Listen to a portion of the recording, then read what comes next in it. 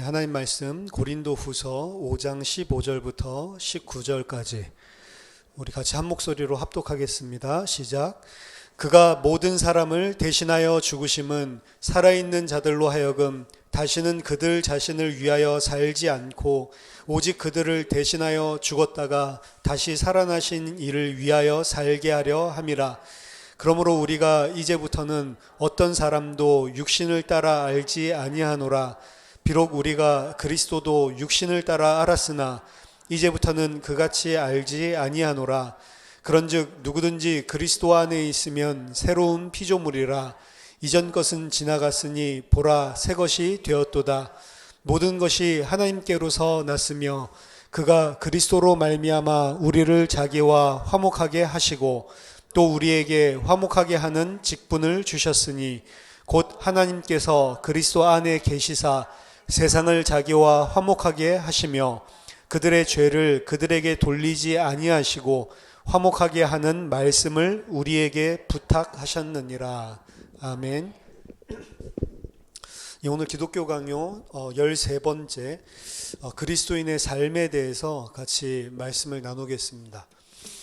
그리스도인으로서 이 땅에 어떻게 살아야 하느냐, 이런 부분에 대해서 명확하게 우리들이 알고 또 하나님께서 우리를 이 땅에 남겨두셔서 지금 하고 계시는 일이 무엇인지를 알고 바르게 하나님의 뜻을 분별하고 인도받는 것이 중요합니다. 그렇지 않으면 구원받은 자라 할지라도 계속 하나님에 대해서 오히려 대적하는 일들을 하면서 살 수가 있습니다. 잘한다고 하는 것인데 오히려 하나님의 뜻을 반대로 행하면서 잘한다고 착각하고 있는 그런 성도들이 많이 있을 수 있죠. 물론 하나님의 뜻과 계획들 안에 그러한 부분들이 차츰차츰 하나님이 원하시는 쪽으로 만약 성도가 맞다면 계속 변화돼 나갈 것입니다. 구원받기 전의 삶과 구원받고 난 이후의 삶은 정말로 다를 수밖에 없습니다. 많은 사람들이 믿음과 행위에 대해서 이제 구분 짓는 것, 또 믿음이 다고 행위는 중요치 않다, 이렇게 이야기를 하는데 사실은 믿는다는 것 자체가 그냥 어떤 사실을 인지하는 것이 아니고 믿는다는 것 자체는 가치관이 바뀌는 것이고 우리들이 가지고 있는 사상 세계관 자체가 바뀌는 것을 보고 믿는다라고 하기 때문에 그 사상과 가치관과 세계관이 바뀌면 거기에 맞는 삶이, 행동이 나올 수밖에 없는 것입니다. 그 부분을 우리가 오늘 잘 말씀을 통해서 그리고 또 정말 믿음을 가진다는 것이 무엇인지에 대해서 깨달아야 됩니다. 안 그러면 삶을 강조하는 사람들을 그냥 율법주의자, 윤리주의자로 이야기를 하는데 잘못된 생각이에요. 삶을 강조하는데 율법주의자와 윤리주의자들이 강조하는 삶이 분명히 있고요. 복음을 깨달은 사람이 그 복음 안에서 당연히 표출되어야 될 삶과 행동에 대해서 이야기하는 부분이 있습니다. 그리고 성경에서는요, 그런 부분들에 대해서 가르치고 있어요. 가르치고 있고 그 잘못된 부분들을 교정하고 있습니다. 만약에 사도 바울이 교회의 성도들에 대해서 바른 믿음을 가지고 있지 못하기 때문에 나오고 있던 삶이 있으면 반드시 서신서를 통해서 복음을 먼저 바로 잡아주고요. 그리고 그 복음 안에서 당연히 이렇게 될 수밖에 없는 것이 아니냐라는 식으로 반드시 그 부분에 대한 것도 터치를 한단 말이에요. 그거를 영적으로 해석해서 믿음에 대한 복음에 대한 표현으로 우리가 새겨들어야 되는 부분도 있지만 서신이란 말이에요. 일반적인 서신들 안에 신학적인 그런 내용들만 담은 게 아니고 그렇게 표출되는 삶을 통해서 너희들이 가지고 있다는 믿음은 도대체 무엇이냐, 이해가 안 된다, 진짜 믿음이 있다면 그럴 수 없는 것 아니냐라고 하는 것들이 사도 바울의 전체적인 뉘앙스입니다. 성경 안에는 삶만을 이야기하지는 않아요. 왜냐, 그것 자체가 우리를 구원하는 것도 아니고 그것 자체가 하나님과 우리와의 생명적인 관계를 연결시켜 줄 수 있는 그런 어떠한 메리트를 가지고 있지 않기 때문에 그렇습니다. 하지만 반드시 성경에서는 하나님이 우리에게 베풀어 주신 은혜를 설명을 하고, 그렇다고 그 은혜를 정말로 아는 자, 그 하나님의 은혜와 사랑을 아는 자라면 당연히 할 수밖에 없는 것을 삶의 방향으로, 지침으로 주고 있단 말이에요. 십계명 또한 그렇죠. 우리가 가지고 있는 십계명은 찬송가나 뭐 성경 앞뒤에 있는 그 십계명에서는 사실은 가장 중요한 부분을 빼먹습니다. 나는 너를 애굽에서 종되었던 너를 구원하여 낸 여호와 하나님이다. 이 사실을 먼저 서론에서 이야기를 하고 시작하는 거거든요. 근데 거기를 보통은 점점점으로 바꿔놨죠. 나는 너희 하나님이 여호와다. 이렇게. 나는 너희 하나님 여호와다가 아니고 나는 너를 종되었던 애굽 땅에서 구원해낸 여호와 하나님이다. 그 이야기를 하고 있는 거예요. 정말로 그 구원이 무엇인지를 알고 그 너희들을 찾아가서 베푸신 은혜와 사랑을 정말로 안다면 당연히 너는 여호와 외에는 다른 신을 두지 않을 수밖에 없는 것입니다. 그래서 이게 신학적으로는 반드시 명령어가 임페러티브잖아요. 임페러티브 나오기 전에 반드시 뭐가 나오냐면 하나님이 행하신 행위, 하나님께서 행하신 은혜와 사랑의 행위가 먼저 등장을 한단 말이에요. 그걸 이제 그냥 우리로는 서술형 이렇게 해서 인디커티브라고 하는데 반드시 인디커티브가 나오고 그 다음에 임페러티브가 나온단 말이에요. 하나님께서 행하신 은혜와 사랑이 먼저 언급이 되고 그러면 당연히 이렇게 할 수밖에 없는 거 아니야. 진짜로 여호와 하나님이 나에게 애굽 땅에서 구원해낸 그 구원의 의미를 안다면 당연히 여호와 하나님만 섬겨야죠. 당연히 우상 숭배 안 해야죠. 당연히 여호와 이름 그리고 안식일 당연히 지켜야죠. 그러니까 요 앞에 있는 부분들이 배제된 상태에서 이렇게 해야지 너희들 이렇게 해야 되지 그런 책이 아니란 말입니다. 하지만 앞에 있는 부분을 정말로 이해했다면 그 임페러티브는 명령이 아니고 당연히 나와야 될 당연히 나올 수밖에 없는 삶의 양상이란 말이에요. 바울 서신도 똑같습니다. 전반부에서 깊이 있게 예수 그리스도를 통해서 우리에게 베푸신 구원과 하나님의 사랑이 무엇인지를 설명하죠. 그리고 마지막 3분의 1 혹은 4분의 1 말미 부분에는 그럼 교회로서 너희들이 이렇게 사는 게 마땅한 거 아니냐, 당연한 거 아니냐라는 투로 나온단 말이에요. 만약 앞에 걸 빼먹고 뒤에 것만 이야기한다면 그건 율법이고 또 윤리주의가 되겠죠. 하지만 앞에 것이 이해된다면 당연히 그게 나올 수밖에 없는 것입니다. 야고보서에서 이야기하는 것도 마찬가지예요. 야고보서도 이렇게 살아라 저렇게 살아라 너희 그렇게 한 거 틀렸다 그 이야기를 하려는 게 아니고 정말로 너희가 빛이 비춘 사람이라면 당연히 이렇게 돼야 되는 거 아니냐. 어떻게 빛을 비추임 받았다고 하는 사람이 어떻게 그렇게 할 수가 있냐. 너희 믿음이 그거냐. 나는 나의 믿음을 내 삶을 통해서 흘러나오는 것을 통해서 보여주겠다. 너희도 너희 믿음이 무엇을 가졌는지를 보여줘 봐라 라고 이야기를 하는 거죠. 따라서 그리스도의 삶 그리고 그리스도의 이 땅에서의 삶들을 이야기할 때 어떻게 보면 극단적으로 이 종교 개혁이 일어나고 난 다음에 극단적인 쪽으로 흘러가는 게 많았어요. 왜냐 그전에는 계속해서 윤리, 율법, 종교, 행위 이것 가지고 구원받는 것처럼 완전히 하나님의 말씀 복음을 다 변질시켜 놨단 말이에요. 거기서 빠져나오고 거기에서 완전히 반대로 우리 행위가 아니라 믿음으로 그리스도로 말미암아서 구원받는 거 아니냐 이 부분을 들고 나오니까 이게 조금 지나다 보니까 어떻게 됐냐면 극좌같이 완전히 또 치우쳐 버립니다. 그래서 뭐가 등장을 하냐면 이제 그 서구 교회 역사예요. 극좌로 치우치다 보니까 뭐가 나오냐면 삶은 하나도 중요하지 않아. 왜? 그 삶으로 구원받는 거 아니야. 죄인은 믿음으로 구원받는 거지. 라고 하면서 방종주의가 항상 들어온단 말이에요. 그 사람들 방종주의자 혹은 율법 폐기론자라고 이야기를 합니다. 율법 폐기론, 예수님도 율법을 폐하러 오셨다라고 이야기하지 않죠? 율법은 선한 것이라고 이야기를 합니다. 율법은 선한 것인데 왜 선한 것이냐? 그 율법이 우리를 그리스도에게로 인도하고 있기 때문에. 그리고 그 율법은 하나님의 뜻을 오류로 나온 게 아니에요. 하나님의 뜻을 그대로 반영하고 있는 것이 맞기 때문에 율법을 우리가 지킬 수 없기 때문에 율법으로 구원받을 수 없다는 거지 율법 자체가 나쁜 것은 아니란 말입니다. 율법을 통해서 우리를 그리스도만 붙잡는 자로 만들어 가신단 말이에요. 사실은. 근데 그거를 율법 폐기론자 방종주의로 흘러간단 말이에요.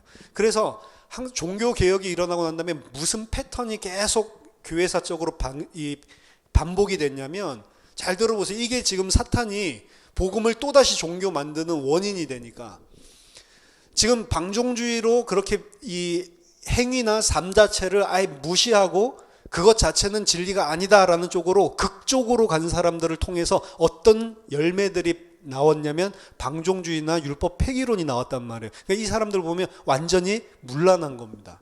실제 삶들은 맨날 술 먹고 맨날 싸움질하고 맨날 육신 가운데 살아요.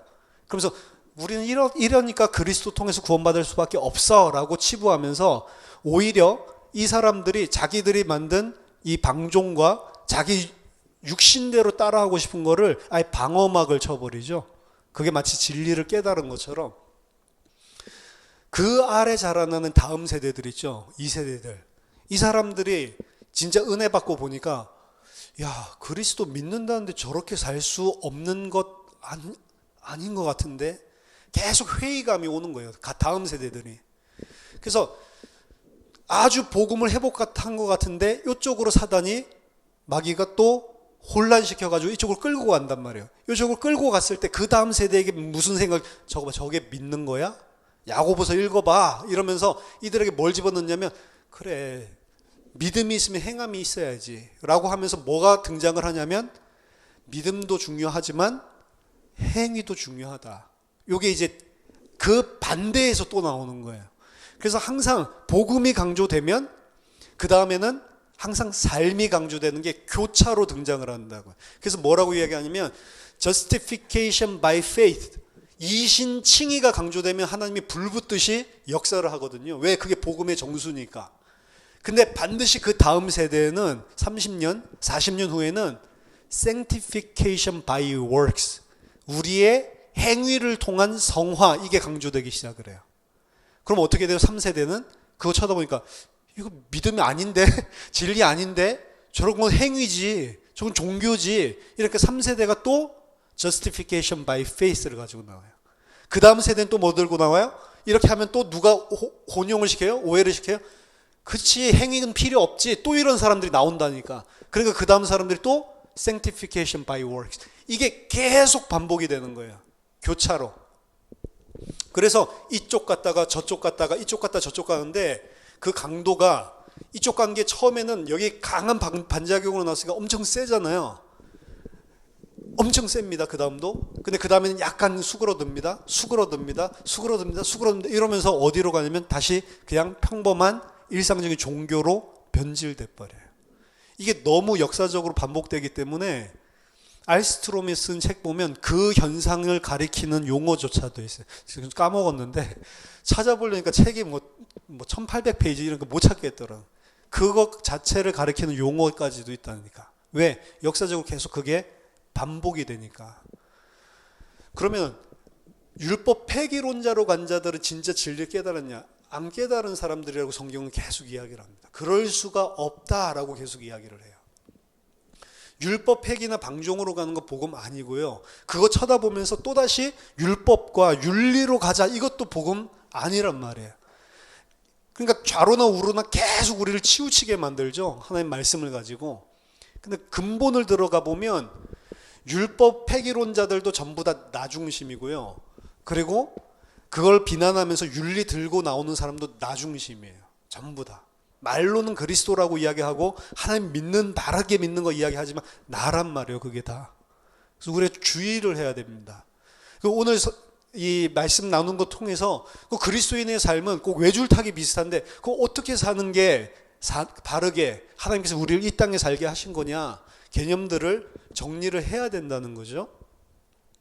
자, 구원받기 전의 삶에 대해서 먼저 살펴보겠습니다. 고린도후서 5장 15절 보니까 5장 17절만 보통 교회에서 많이 읽는데 5장 15절 그 문맥부터 보면 그리스도께서 모든 사람을 대신하여 죽으심은 살아있는 자들로 하여금 다시는 그들 자신을 위하여 살지 않고 오직 그들을 위하여 대신 죽었다가 살아나신 이를 위하여 살게 하려 함이라. 살아있는 자들로 하여금, 지금 이 땅에 살고 있는 사람들은 다 어떻게 살고 있냐면, 구원받지 않은 자들은 모두 다 자기 자신을 위하여 살고 있다라고 이야기를 합니다. 이 땅의 사람들은 자기 자신을 위하여 살고 있는데 그 자기 자신을 위하여 살고 있는 그 삶 자체가 죄란 말이에요. 죄. 그 사람들이 구원받았다라고 하는 것은 다시는 자기 자신을 위하여 살지 않고로 바뀌는 걸 보고 구원받았다라고 하는 겁니다. 하나님을 모르고 내가 왕이 되고 하나님의 도움을 받지 않고 내가 책임지면서 살아가는 인생을 살려고 하는 것, 그거 자체가 죄란 말이에요. 그 사람들은 삶의 양식이 어떻게 나타나냐면 자기 자신을 위해서 살아요. 왜? 내가 열심히 뭐를 하고 내가 뭐를 건져내야 다른 사람 짓밟더라도 내가 살아야 되니까 자기 자신을 위해서 삽니다. 그게 불신자들, 구원받기 전의 삶의 상태의 사람들이 살고 있는 행동 양식이란 말이에요. 히브리서 2장 14절 15절에서도 일평생 죽기를 두려워함으로 마귀의 종로로 탄다라고 이야기를 했습니다. 죽기가 두려워서 살아요. 이 땅에 사는 사람들이 뭐 때문에 두려워하고 염려합니까? 먹고 살기 위해서, 죽기 싫어서. 원래 태초에 하나님께서 에덴 동산에서 하나님과의 관계, 생명적인 관계가 온전하게 정립되고 생명이 있었던 아담과 하와, 그 에덴 동산에서의 삶을 그게 표현해 주고 있는데, 하나님과 함께 했을 때 사람은 먹고 살기 위해서 일한 적이 없습니다. 그렇죠? 하나님께서 각종 나무의 실과들을, 먹을 수 있는 열매들을 풍성하게 줬단 말이에요.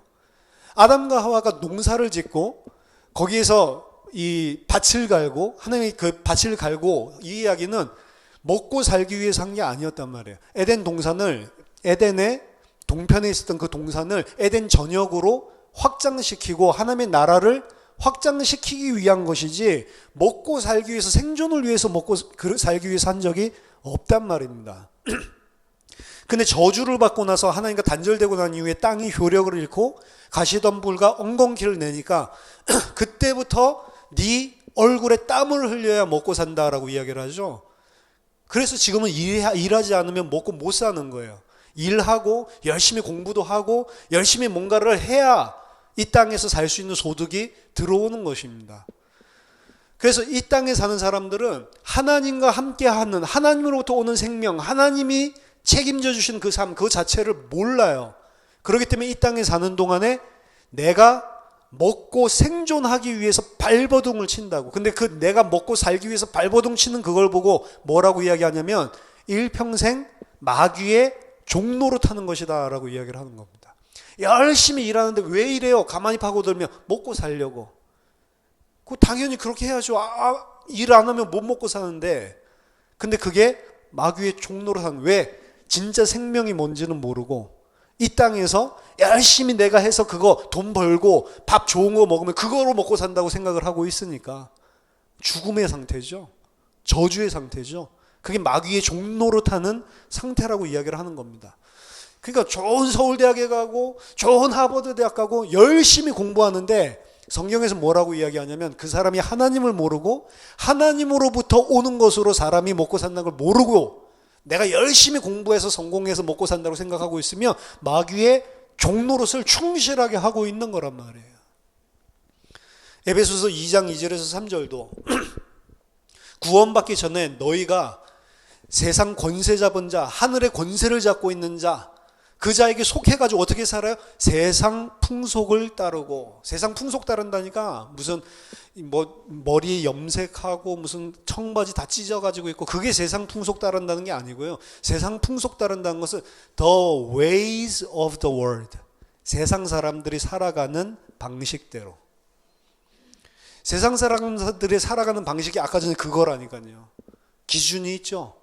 돈이 있어야 되고, 키 커야 되고, 얼굴 작아야 되고, 다리 길어야 되고, 그렇죠? 코 오똑해야 되고, 코 이렇게 올라가 있으면 큰일 나죠. 그렇죠? 이빨이 배꼽같이 하얘야 되고, 피부도 하얘야 되고, 잡티 없어야 되고, 그렇죠? 남자는 힘이 있어야 되고, 그게 세상 풍속이란 말이에요. 그렇죠? 그거 있으면 행복하고 잘 살 수 있고, 그거 없으면 저주고, 그렇죠? 난 코가 저주야. 난 피부가 왜 이렇게 검해? 저주야 나는. 이렇게 생각하죠. 그거 없으면 못 살 것 같죠. 그러니까 열심히 다이어트도 하는 거예요. 그렇죠? 왜? 다이어트해서 예쁘게 보여야 잘 살 수 있으니까. 여자는 특히 이제 미에 대한 것들 관심이 많고, 남자도 요새는 좀 뭐 미에 대해서 관심이 많지만, 남자는 뭐 힘 혹은 뭐 재력, 성공, 막 이런 것들을 많이 추구하죠. 여자는 그런 거 없어도 그런 놈 만나면 돼 이렇게 해가지고 막 얼굴 꾸미고, 그렇죠? 그래서 그게 있으면 복 받은 거고, 그거 없으면 저주 받은 거고, 신앙도 그거 있으면 신앙 좋은 거고, 그거 없으면 신앙 없는 거고, 그게 세상 사람들의 생각이란 말이에요. 그게 공중권세 잡은 자 사탄을 따라가는 삶이라고요. 그렇죠? 우린 돈 없어도 상관이 없어요. 못생겨도 괜찮다니까. 수술 같은 거 제발 하지 말라니까요. 있는 그대로 살면 돼요. 그렇죠? 못생기면 아무도 안 건드리고 얼마나 하나님이 안전하게 보호하기 위한 장치예요. 우리 미국에서 있을 때도 사역할 때 대학생들한테, 야, 너는 진짜 하나님의 은혜다. 할렘가에 가서 전도를 해도 아무도 너를 해하지 않을 것 같다. 뭐 할렘에 여자 돌아다니고 이러면 안 되잖아요. 근데 너는 할렘 복음화를 위해서 하나님이 특별하게 보호를 하신다. 더 좋은 거 뭔지 아세요? 그럴 리는 없겠지만 그렇게 할렘가를 다녀도 괜찮은 정도의 미모를 가지고 있는데, 만약 어떤 남자가, 그럴 리는 별로 없지만 어떤 남자가 진짜로 사랑한다. 그러면 그 사람은 진짜 그 사람의 믿음을 보고 오는 사람이죠. 그래서 너는 육신 보고 오는 사람들은 전부 다 걸러내도록 하나님이 이런 얼굴을 주셨다. 너에게 전자 오는 사람은 거의 그리스도 비슷한, 진짜 이 하나님의 은혜와 사랑, 믿음, 그리스도를 사랑하는 저 믿음, 그걸 보고 오는 남자들만 오도록 하나님이 특별하게 보호하셨구나. 그렇죠? 그거 얼마나 감사한 거예요. 있는 것은 있는 것 나름대로 하나님이 다 그에게 가장 좋기 때문에 주신 거고요. 없는 것은 없는 것이 가장 하나님 보실 때 좋기 때문에 그렇게 주신 것이라니까. 우리가 주장할 게 없단 말입니다. 근데 세상의 풍속을 따르는 사람들은 항상 이게 있으면 행복하고 이게 없으면 불안하죠. 그렇죠? 이거는 있어도 괜찮고 없어도 괜찮은 건데, 근데 구원받기 전에는 그게 생명인 줄 알고 그게 있으면 사는 줄 알고 쫓아간단 말이에요. 그러니까 안절부절할 필요 없다니까요. 그렇죠? 요한 1서 2장 16절에 보니까 이 세상에 있는 것은 모든 것이 다 육신의 정욕이요, 안목의 정욕이요, 이생의 자랑이니 이것들은 하나님께로부터 온 것이 아니니라. 그 다음 절 보면 이 모든 것은 다 지나가는 것이다. 지나가는 것이고 영원한 것이 아니란 말이에요.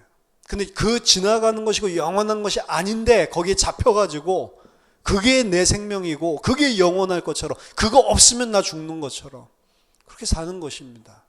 이번에 시험이 너무 어려워가지고 수능 본 친구들 낙심을 많이 한 것 같아요. 걱정하지 마세요. 다 못 봤으니까.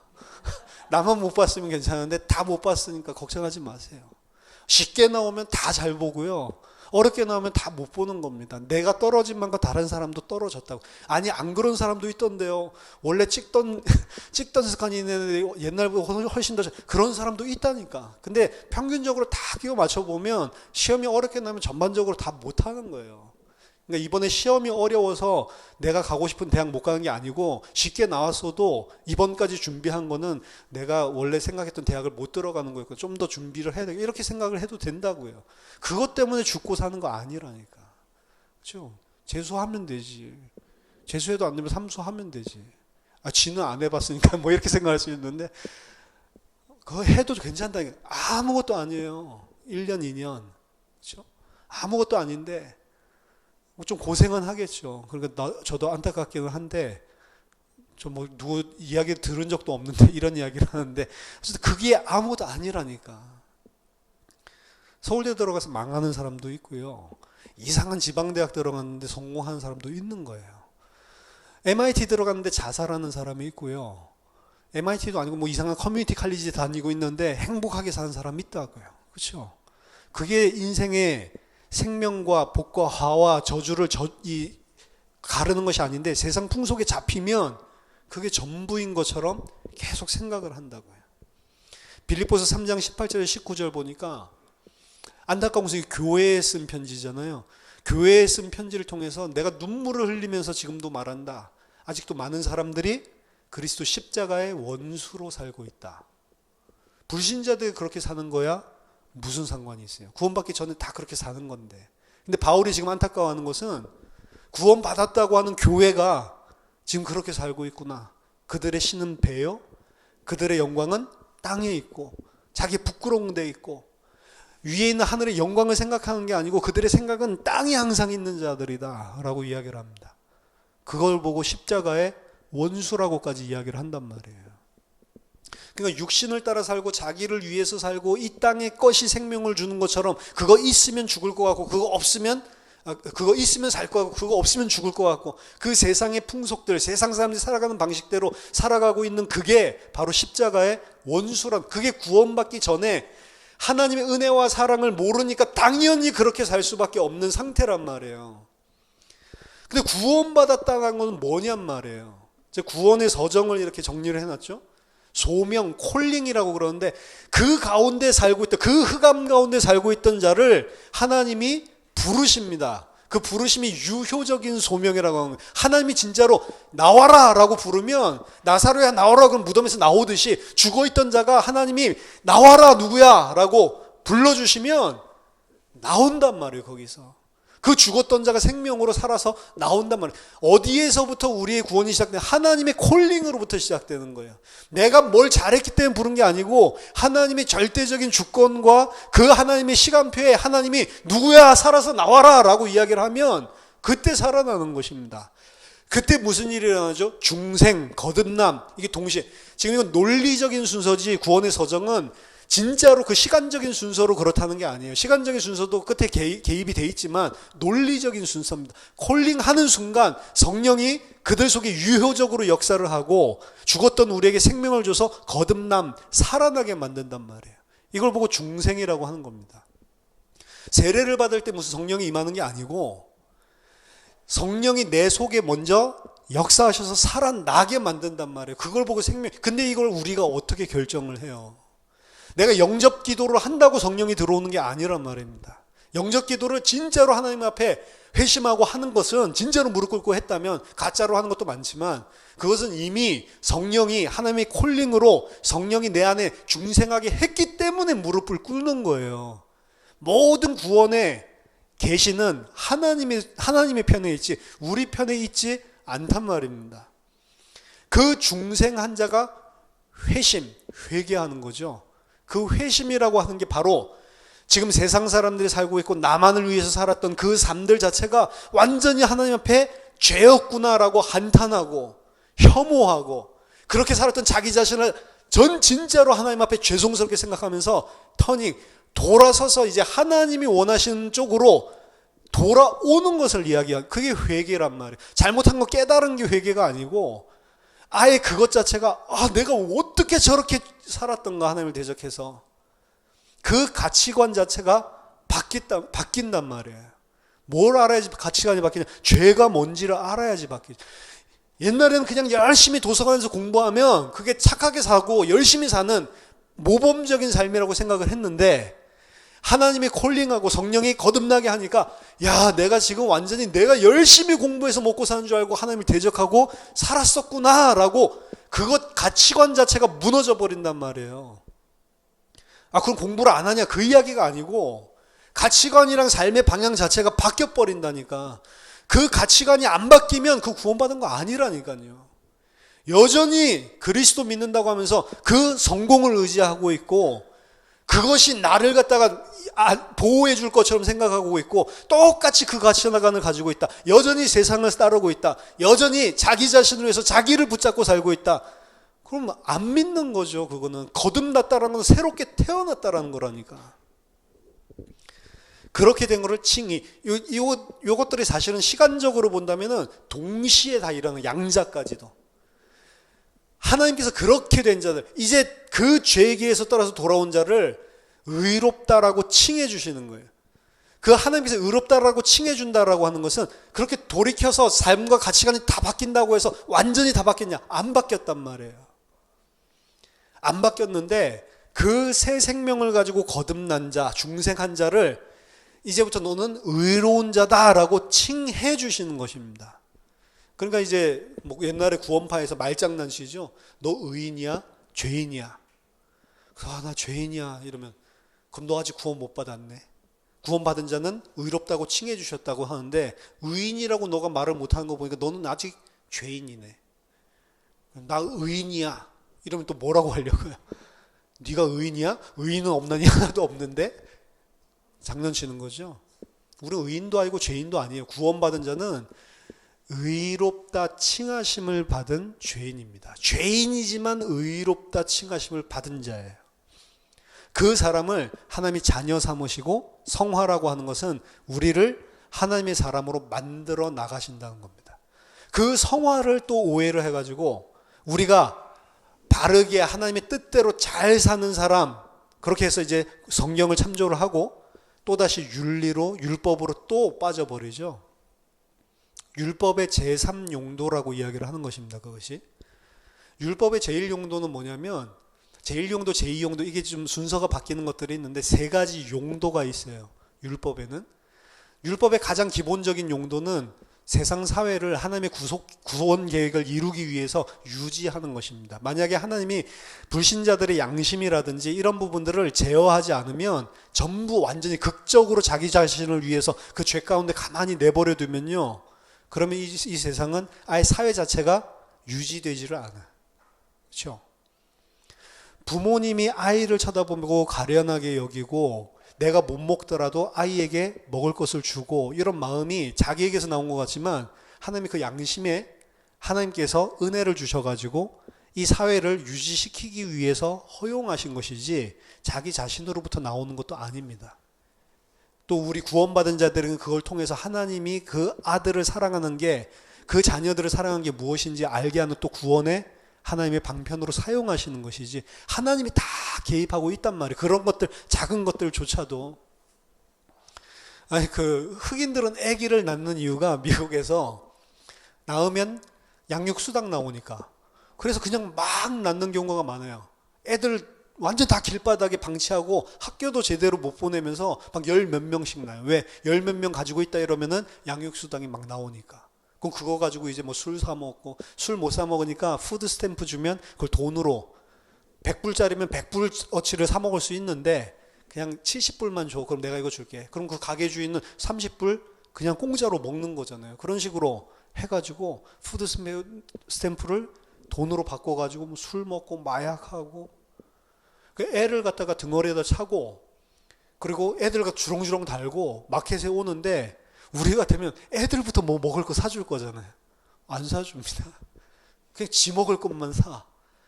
햄버거 같은 것도 자기 혼자만 사. 그 먹고 막 이렇게 이야기하고 있는데 등어리 있는 애기가 너무 먹고 싶어가지고 엄마가 이렇게 들고 있으니까 이렇게 해가지고 그거 한 입을 먹었어. 엄마한테 들켰어요. 막바로 뺨따기를 때리고. 그렇죠? 악하다고요. 그거 보면서 너무한 게 아니고, 하나님이 만약에 사람들 자기 하고 싶은 대로 다 풀어놓으면 그 정도가 아니라니까요. 애기 때문에 잠 못 자면 그냥 밟아 죽일걸요? 그렇죠? 애기도 힘이 없어서 그렇지 다 사악합니다. 그렇죠? 애기도 얼마나 잔머리, 얼마나 등골 브레이커인지 몰라요. 악하다고요. 그렇게 악하다라는 게 막 자기 집 자기밖에 모른다는 거예요. 말하자면. 하나님께서 그런 것들도 다 은혜를 주신다. 그런 사회 유지를 위한 율법의 용도가 있고요. 두 번째는 이게 뭐 더 중요한 거겠죠. 우리가 죄인인 것을 깨달아서 그리스도만 의지하는 하나님의 백성으로 만들기 위한 게 율법의 가장 중요한 목적이에요. 그걸 율법의 제2용도라고 그런다. 근데 율법의 제3용도에서 이 성화가 등장을 하는 건데, 율법은 원래 아까 전에 제가 말씀드렸다시피 선한 것이고 하나님의 뜻이 분명히 반영되어 있는 하나님의 말씀이 맞잖아요. 그러니까 이제 하나님의 백성은 하나님의 백성 됐기 때문에 율법을 잘 지켜야 된다라는 쪽으로 율법의 제3용도가 상당히 종교와 윤리로 탈바꿈시킬 요소를 많이 가지고 있다고요. 율법의 제3용도를 설명할 때 제대로 복음을 가지고 거기에 기초해서 설명하지 않으면 전부 다 윤리주의, 행동주의, 종교주의로 또 빠져버립니다. 근데 그 율법의 제3용도라는 게 신학적으로 있거든요. 그걸 설명을 누가 어떻게 하느냐가 되게 중요하단 말이에요. 거기에 따라서 종교가 또다시 회개할 수가 있고요. 우리 갈라디아에서 살펴봤듯이 또다시 율법주의가 그 안에서 들고 나올 수가 있다고요. 율법의 제3용도 이런 말 자체가 저는 좀 안 좋은 것 같아요.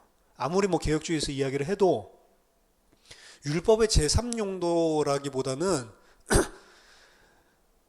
하나님의 백성과 율법과의 관계에 대해서 사실은 그리스도로 인도한다, 요 정도로 그냥 끝내는 게 더 좋지 않나. 왜 제3용도를 꼭 끌고 나와서 또다시 성화주의, 거기서 이야기하고 있는 잘못된 성화주의로 나가냐. 여기서 이야기하는 성화는 그런 성화가 아니거든요. 여기서 이야기하는 성화는 결국엔 나를 온전하게 부인하고 하나님의 온전한 백성이 되어가는 과정. 근데 그 되어가는 과정들 속에 당연히 뭐 윤리나 그리고 이런 것들도 나오겠죠. 근데 그걸 강조하고 있는 건 아니란 말이에요. 그건 당연히 나오는 것입니다. 향수 뿌리면 향수 냄새는 당연히 나는 것처럼 그건 당연히 나오는 거지, 그거를 해야 된다라고 이야기하는 게 아니란 말이에요. 그걸 해야 된다라고 하는 지킴 속에서 만약 나왔다면 그거는 성경에서 말하는 그 행함이 아닙니다. 야고보에서 말하는 행함도 그 행함이 아니에요. 아, 이제는 가난한 자들 무시하지 말아야지, 그 행함이 아니라고요.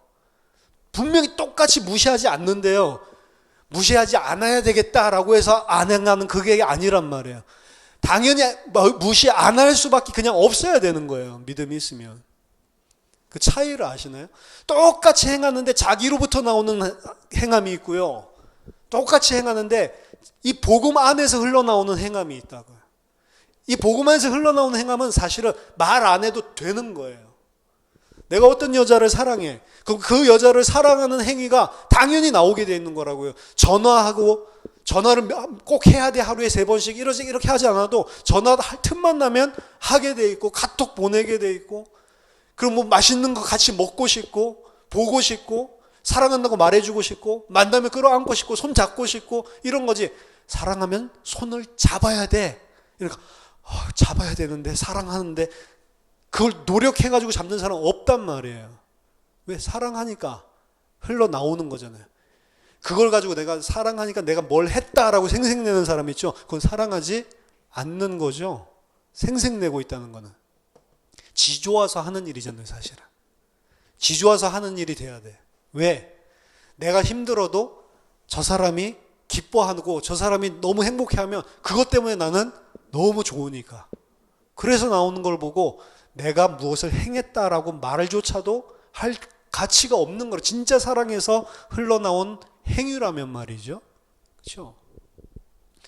성화라고 하는 것은 아까 전에 그 가치관과 세계관 자체가 뒤바뀐 사람이 여전히 하나님의 백성인데도 불구하고 그 부분이 남아있는 부분들이 있단 말이에요. 그 부분을 하나님이 계속 우리를 바꿔나가십니다.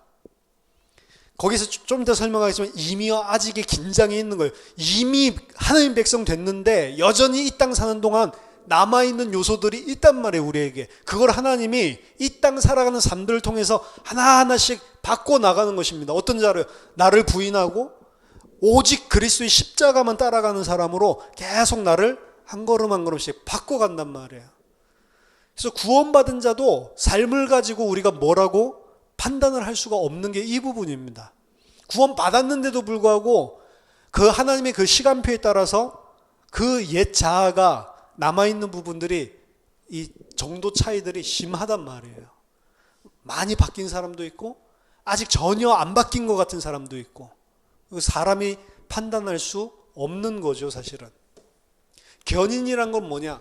하나님 끝까지 끌고 가신다는 거예요. 우리를 진짜 하나님의 백성으로 영원히 하나님과 함께 살 수 있는 사람으로 진짜로 이 중생한 자가 맞다면 우리의 행함이나 우리의 어떤 거와 상관없이 하나님은 무조건 하고 그 자리로 끌고 간다라고 하는 것입니다.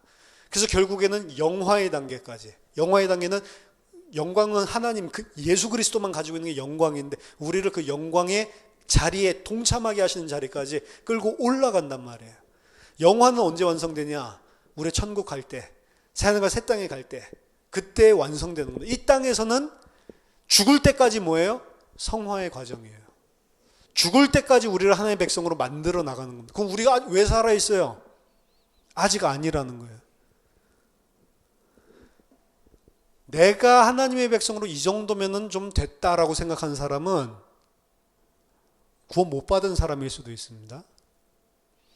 뭘 알아야 되냐면 우리가 이 땅에 살아있다는 증거는 아직 하나님과 함께 살 그 수준이 안 됐다는 거예요. 너를 하나님 백성으로 내가 만들기 위해서 이 땅에 지금 살고 있는데 아직 너가 채워지고 아직 너가 너를 벗어내고 아직 너가 하나님의 백성으로 양육돼야 될 부분이 남아 있다라고 하는 겁니다. 그러니까 우리를 남겨놓은 거예요. 이 정도면 새하늘 새 땅 살 수 있을 것 같은데 아니라니까. 그건 내 기준이지. 하나님이 봤을 때는 아니란 말이에요. 그럼 그걸 끝까지 우리 죽는 날까지 인도해 가신단 말입니다. 그래서 결국에는 영화의 단계까지 이르게 하신단 말이에요. 자, 그럼 그리스도의 삶이 뭐냐? 고린도서 5장 17절 19절 보면 새로운 피조물이라고 이야기했죠. 더 이상 그래서 우리는 우리 자신을 위해서 살지 않고 그리스도만 위해서 살죠. 그 그리스도만 위해서 사는 것들을 이야기하면서 18절 19절에 보니까 직분을 이야기합니다. 세상과 하나님을 화목하게 하는 직분을 주셨으니, 제가 제일 좋아했던 세계복음화가 우리의 직분이다. 맞습니다. 왜냐하면 우리는 하나님의 은혜를 전적으로 받았잖아요. 그 은혜를 갚는 게 아닙니다. 성도의 삶이란 그 은혜를 갚는 게 아니에요. 갚는 거는 갚을 능력이 있어야 갚지. 그 은혜 못 갚는다니까. 계속 은혜 갚는 까치 되려고 하지 말라니까. 은혜는 그냥 받는 거예요. 거저 주는 거예요. 그걸 알기 때문에 감사 감격하는 거지. 그건 하나님께 돌려드리는 게 아닙니다. 은혜 받은 자가 해야 될 거는 하나밖에 없어요. 그 은혜를 반사하는 삶을 사는 거예요. 말을 통해서도 그 은혜, 우리가 받은 은혜가 무엇인지를 세상에 반사하는, 그게 빛이란 말이에요. 빛. 그 빛은 내게 아니죠. 여호와의 영광, 여호와의 빛이 임한 거지 내가 빛이 아니죠. 그 여호와의 영광을 반사해내는, 하나님의 영광을 그대로 드러나게 하는 게 새 피조물의 직책이라고요.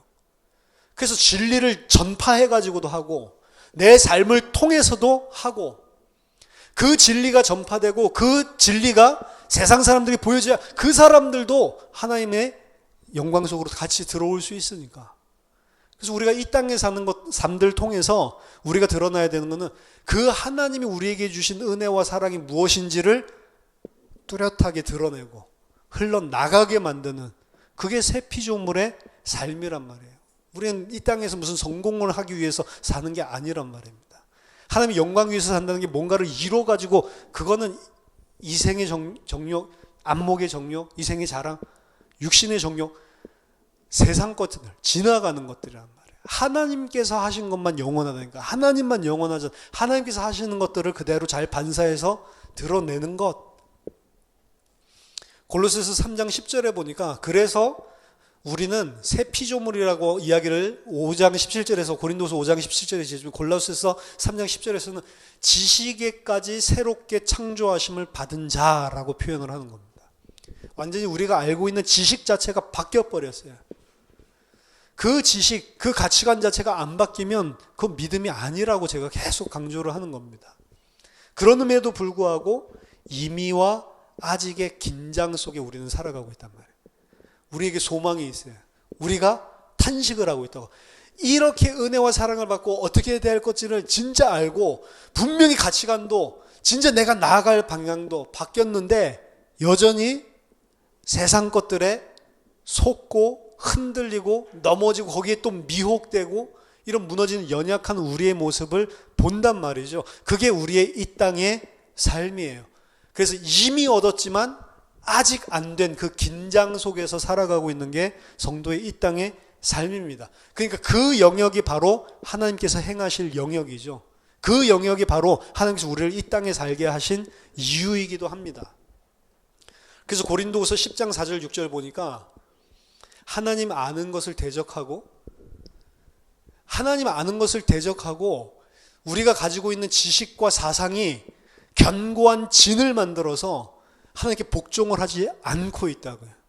이것을 그리스도의 강력으로 무너뜨린다고 그랬죠. 그래서 그들의 생각과 사상을 사로잡아서 그리스도께 아예 무릎 꿇게 만든다고 그러죠. 이 바울이 자기가 하는 사역을 설명한 겁니다. 하나님 아는 것을 대적하고 그리스도를 대적해서 견고한, 하나님을 향해 견고한 진을 세우고 자기 자신을 여전히 구축하고 있었던 그들을 하나님의 말씀 그리스도의 강력으로 그 진을 파하고 그들의 생각을 사로잡아서 그리스도에게 복종시키게 만드는 것. 그게 사도 바울의 사역이었고 그게 하나님이 우리에게 하는 사역이란 말이에요. 구원받았다라고 하지만 여전히 하나님을 대적하고 있고 여전히 하나님이 주신 이 복음과 진리의 기준이 아닌 다른 세상의 사상과 지식 기준을 가지고 견고하게 우리들 삶 속에 진을 치고 있는 부분을 하나님이 진리로 다 깨뜨려 버리신다. 그리고 우리를 복종하게 만드신다고요. 에베소서 4장 11절 13절 보니까 사도도 그렇고 교사도 그렇고 가르치는 자도 그렇고 전도하는 자, 교회 안에 각 직분을 하나님께서 주셨는데 그것은 그리스도의 몸된 교회 성도들로 하여금 장성한 자의 분량으로 자라나게 온전한 하나님의 백성으로 자라나게 하기 위함이다 라고 이야기를 하는 겁니다. 빌립보서 1장 6절에 착한 일을 시작하신 그리스도가 그리스도의 날까지 너희들을 완성시킬 줄 나는 확신한다. 정말로 성령이 너희 안에 착한 일을 시작하셔서 하나님의 백성 만들었다면 너희들을 완성 결국에는 시켜 나갈 것이다. 그게 그리스도인의 삶이란 말이에요. 우리는 아직도 그 과정 속에 다 있는 사람들입니다. 그러니까 뭐 똥 묻은 개가 뭐 겨 묻은 개 보고 뭐라고 그런 거 할 필요가 없는 거예요. 그거는 하나님의 은혜를 모르는 거죠. 하나님의 은혜를 반사 못하고 있는 것이죠. 그렇죠? 1만 달란트 빚진 사람이 100데나리온 빚진 자를 갖다가 감옥에 쳐넣는 거랑 똑같은 거잖아요. 과연 그 사람이 진짜로 하나님의 은혜와 사랑을 아는 것이냐? 아니란 말이죠. 그래서 성경에 보면 교만을 제일 미워한다라고 하는데 교만이라고 하는 것은 하나님의 자리에 내가 서서 하나님을 대적하고 내가 하나님 되는 게 교만이죠. 가장 큰 죄더라. 그게 죄더라고. 다른 게 죄가 아니고 교만이. 근데 교회 안에도 교만이 있다라고 하는 것은 물론 우리가 이미와 아직의 긴장들 가운데 있기 때문에 그런 부분들이 흘러나오겠죠. 당연히. 근데 그걸 알고 복종시키고 그러고 있는 나를 보면서 한탄해야 될 거예요. 근데 그 한탄이 안 나온다. 하나님의 백성이 아니겠죠. 하나님의 백성이 맞다면 이런 이야기를 들을 때 한탄이 되고 혐오가 되고 그렇게 하면 안 되겠다. 안 되겠다 하면서도 또 나오죠. 그렇지만 그럴 때마다 하나님 진짜 제가 왜 이러죠? 그때 탄식이 나오는 거예요. 그게 율법의 제3용도라면 제3용도입니다. 여전히 죄 가운데 살고 있는 나의 모습을 보면서 탄식하면서 구원의 완성, 구속 역사의 완성을 기도하게 만들고 소망하게 만들고 간절히 그날을 사모하게 만드는 거. 그렇죠? 그래서 바울은 이렇게 이야기합니다. 빌립보서 3장 12절에서 15절 보니까 내가 이미 얻었다 함도 아니요 온전히 이루었다 함도 아니라 오직 내가 그리스도 예수께 잡힌 바 된 그것을 잡으려고 달려가노라. 형제들아 나는 아직 내가 잡은 줄로 여기지 아니하고 오직 한 일 즉 뒤에 있는 것은 잊어버리고 앞에 있는 것을 잡으려고 표대를 향하여 그리스도 예수 안에서 하나님이 위에서 부르신 부름의 상을 위하여 달려가노라. 그러므로 누구든지 우리 온전히 이룬 자들은 이렇게 생각할지니 만일 어떤 일이 너희가 달리 생각하면 하나님이 이것도 너희에게 나타내시리라. 오직 우리가 어디까지 이루었든지 그대로 행할 것이다. 지금 바울은 내가 아직 얻었다 함도 아니고 아직 이루었다 함도 아니다. 아직도 못 잡은 사람처럼 그 그리스도의 표대, 그리스도께서 주실 그 상을 향해서 나는 아직도 달려가는 중에 있다라고 이야기를 하죠. 그래서 내가 과거에 잘했던 것들, 내가 잘 믿고 하나님 뜻대로 그것들은 나는 잊어버리고 아무것도 없이 지금 그리스도께로 달려가는 사람처럼 달려간다라고 이야기하면서 끝에는 아이러니하게 전혀 패러독스한 부딪히는 이야기를 한다고. 뭐라고 이야기하냐면 우리 온전히 이룬 자들은 이렇게 생각해야 된다. 바울이 이뤘다는 거예요? 안 이뤘다는 거예요? 앞에는 안 이뤘다 나는 이야기하는데 우리 온전히 이룬 사람들은 마땅히 이렇게 생각해야 된다. 바울이 복음이 없습니까? 바울이 진리가 없어요? 근데 바울이 구원 안 받았잖아요. 생명이 있잖아요. 그런데 자신은 여전히 하나님 앞에 구원을 받지 못한 사람들처럼 그 구원을 향해서 여전히 그 하나님께서 이루실 구속 역사의 완성을 향해서 이런 모습을 가지고 달려간대요. 그러면서 너희들이 온전히 이루었다고 생각하냐? 그 사람들은 다 나처럼 이렇게 생각해야 돼. 그러니까 우리가 함부로 누구를 정죄할 수도 없고 판단할 수도 없는 것입니다. 이 마음을 가지고 있다면 내가 아직 여전히 이루어야 될 부분이 남아서 하나님이 이 땅에 살게 하신 거잖아요. 그렇죠? 교회 안이, 오늘 이 부분을 다루면서 제가 하고 싶은 말은 교회 안이 그리고 진리를 더 칼같이 가지고 있다고 하는 그 공동체가 더 무서운 율법주의가 될 수가 있습니다. 진짜예요. 자유주의자들은 정죄하고 이런 거 없어요. 왜? 진리 기준이 없으니까. 너도 맞고 나도 맞아. 그러니까 거기는 누구를 뭐 이렇게 이야기해, 그건 네 마음이지 뭐. 그게 얼마나 폭이 넓어요. 수용한 폭이 엄청나게 넓다. 무당도 다 그래 우리 너는 그런 방식으로 신을 섬기는 거고 나는 무당이랑도 다 하나 되고 불교랑도 다 하나 되고 폭이 넓다고. 그러니까 불교랑도 하나 되는데 교회 안에서 막 이러쿵저러쿵 안 한다고요. 그거는. 만약 그렇게 하면 야 사랑이 없어 이렇게 이야기를 하죠. 근데 진리를 아는 사람은 그렇게 못 하잖아요. 근데 진리를 아는 사람들끼리 모이고 그 진리를 더 선명하게 아는 사람들끼리 모이잖아요. 그 사람이 못 살아요 같이. 왜 그런 줄 알았어? 너무 칼 같아가지고. 진리 때문에 그런 게 아닙니다. 진리 때문에 그런 게 아니고 내가 살아있기 때문에 그 진리를 율법으로 사용하고 있는 거예요. 무슨 소리인지 아십니까? 진리가 있는데 그 공동체가 사랑이 없다.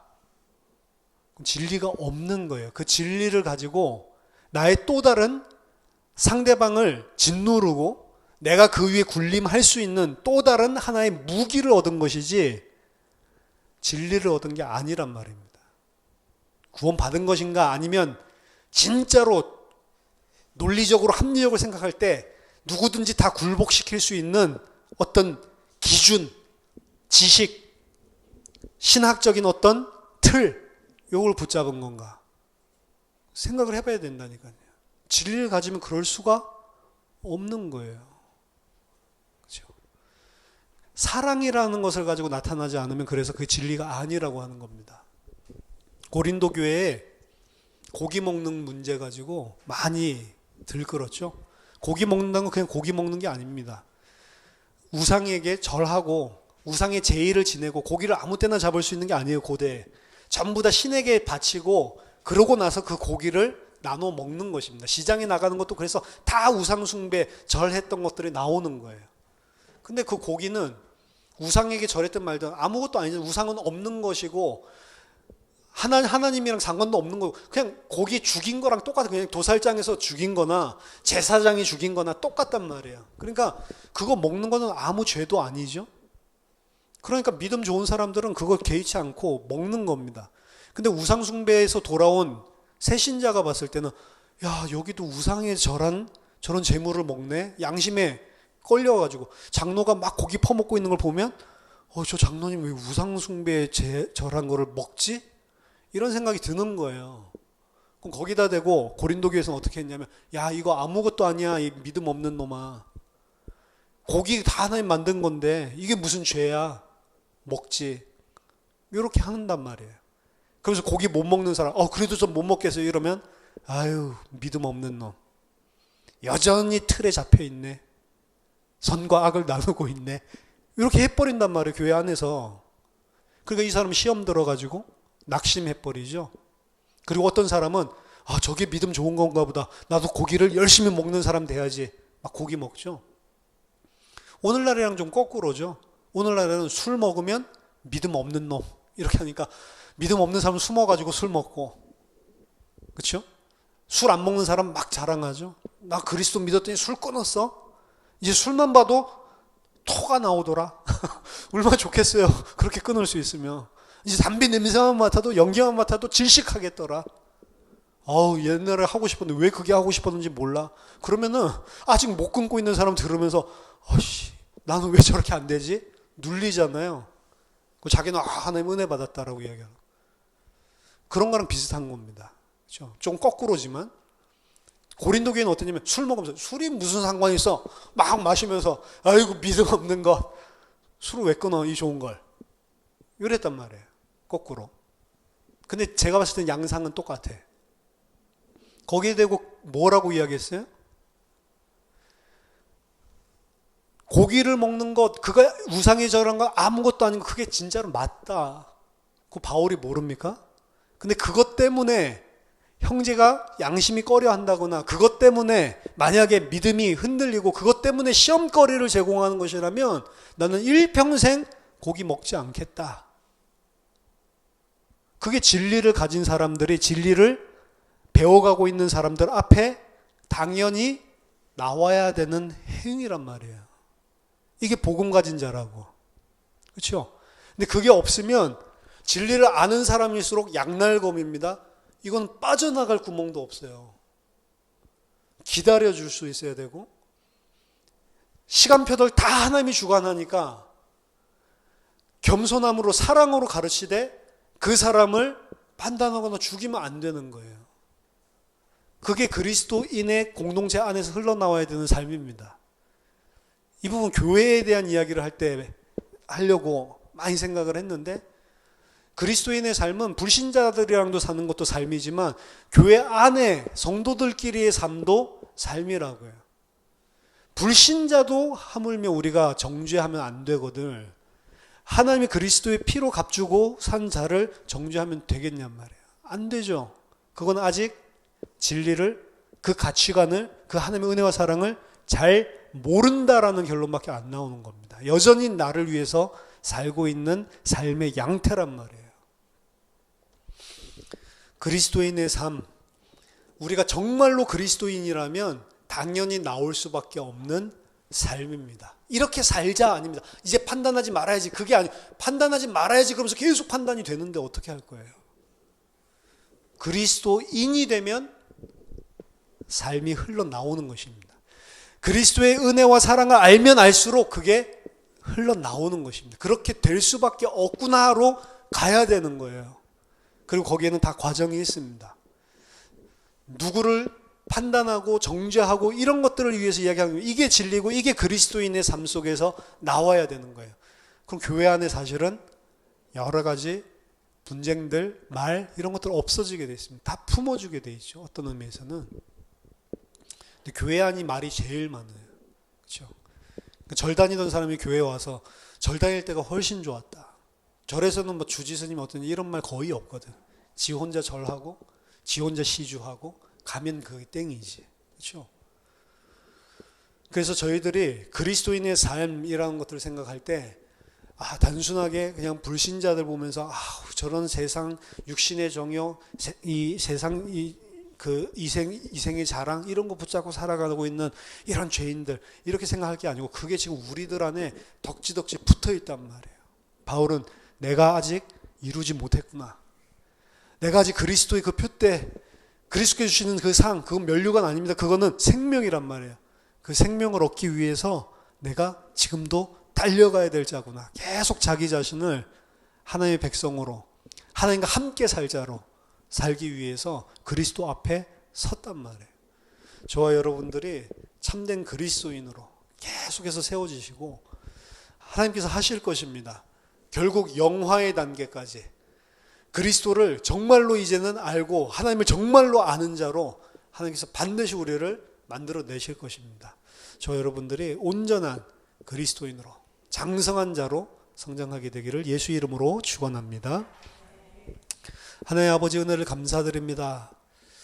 이 큰 은혜와 사랑을 받아놓고도 여전히 자기 자신을 위해 내가 하나님이 돼서 살아가고 있는 우리의 이 죄를 주님 용서해 주시고 그리스도 예수 안에서 하나님께서 베푸신 은혜와 사랑이 무엇인지를 그 사실을 통해 더욱더 깊이 알고 그러므로 더욱더 무릎 꿇고 더욱더 그리스도만 높이고 그 은혜와 사랑을 반사하는 하나님 백성으로 살 수 있도록 우리를 도와주시옵소서. 하나님의 은혜와 하나님께서 주시는 성령의 깨달음 없이는 그 아무것도 할 수 없는 전적인 무지한 죄인임을 고백합니다. 우리 속에 성령께서 날마다 말씀으로 진리로 역사해 주셔서 하나님 그 진리가 흘러나가는 사람 되도록 우리를 도와주시옵소서. 예수 그리스도 이름으로 기도하옵나이다. 아멘.